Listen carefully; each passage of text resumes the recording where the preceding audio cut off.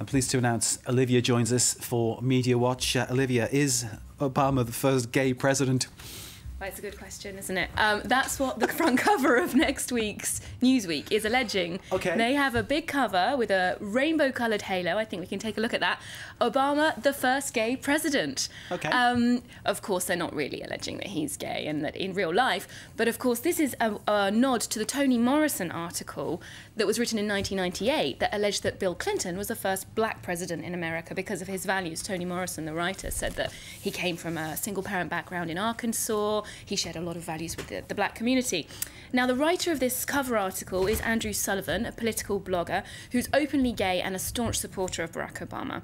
And I mean, it's quite funny that this statement was made on Wednesday, but the fact that Barack Obama supported gay marriage. But the media reverberations are still going on today, which shows you how much of a bold step it was for the president of the US to do this.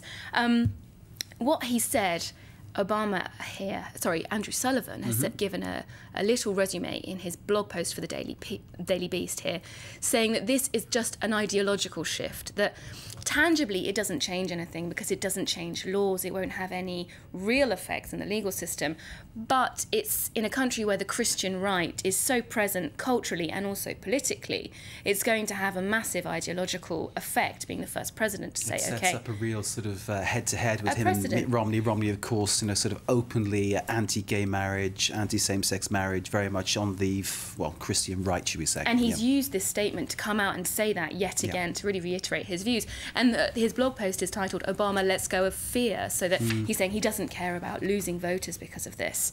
And what, of course, analysts are saying now is how does this affect people within his own party? We know the Republicans are obviously not in the same camp, but now Democrats are under pressure to decide whether they side with Obama openly, and they have to think about their electorate, you know, their local community in the state that they're operating in. So many are choosing to sit on the fence, saying they're not openly for and they're not openly against. So this story is really running, and it's because in a place like America, it's a massive thing to say. It is going to be a major issue from now right until the election in November. Let's move on, Olivia. You have a story now about the dangers of cyber attacks. Yeah, cyber terrorism, in fact. Okay. This is a big, rather alarming dossier in the French online magazine Rue 89, where they compare the threat of a cyber attack to a potential Pearl Harbor-sized catastrophe on an international scale. What they've done here is a huge piece of investigative journalism where they get together lots of studies that have analysed all of the major infrastructure, for example, water plants, electricity, nuclear reactors, and have tested them to see how open they are to hackers or cyber attacks. Sadly, of course, they are very vulnerable. This is something that we don't hear about very often because obviously these institutions don't want to broadcast the fact that they have what are called digital open doors, where people could just get in and bring the whole system down. Scary stuff, isn't it? But they use the example of the Stuxnet virus in Iran in 2010, which effectively shut down 60% of their uranium enrichment. So they're saying that this could really happen anywhere in a Western infrastructure. And the US as well, even though they're quite quiet about it, the Ministry of Defense, the Department of Defense, is very aware of the attack. And Leon Panetta, when he came into his role last summer, highlighted it as one of his priorities, cyber terrorism. I think we can hear from him now. To continue to focus on the threat of cyber attacks. We're now in a very different world, where we could face a cyber attack that could be the equivalent of Pearl Harbor.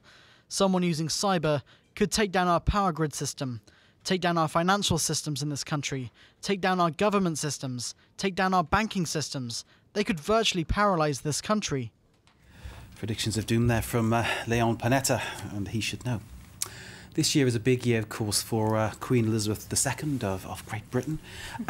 The Royal Jubilee, of course, but you've got something from Her Majesty's past. Yes. Now, this story, of course, about a very personal item of Queen Elizabeth's going under the hammer was broken by TMZ, the celebrity website. They were covering the fact that eBay have a pair, what they call an undergarment, a royal undergarment, up for auction. And it is, in fact, what we can see, a pair of Queen Elizabeth's knickers from 1968. Royal drawers. Royal drawers, indeed, with the monogram here, the E for Elizabeth. Apparently, apparently, she was on a trip in 1968. She left them in a private jet, and now they're up for auction. How'd you leave your drawers in a private jet? I give up. Okay. €5,000 and $5,000. Sorry, they can be yours. I don't think they'd fit me. Never mind. Olivia, thank you very much indeed. Olivia, with everything we've got to know about what's happening online. Media Watch, thank you very much indeed.